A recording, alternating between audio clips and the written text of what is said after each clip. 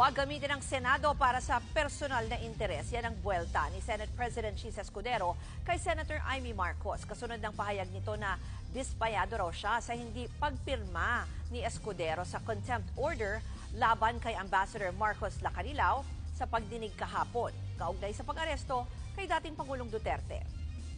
Ayon kay Escudero, hindi niya raw tinanggihan ang pagpirma sa contempt order. Hindi niya rin daw nakita o dumaan sa kanya ang detention order na inilabas ng senadora laban kay Lacanilao.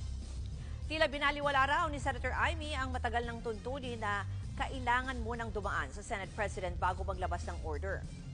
Pinag-utos daw ng Senate Committee on Foreign Relations na i-detain si Lacanilao kahit wala aniyang due process. Kasunod dito, maglalabas daw ng show cause order si Escudero laban kay Lacanilao para pagpaliwanagin sa loob ng 5 araw kung bakit hindi siya dapat makontempt. Pinakokontempt sana si Lacanilao dahil umano sa pagsisinungaling nito sa pagdinig pero pinakawalan din kinalaunan. Isa si Lacanilao sa mga sumama sa eroplanong naghatid kay dating Pangulong Duterte sa The Hague.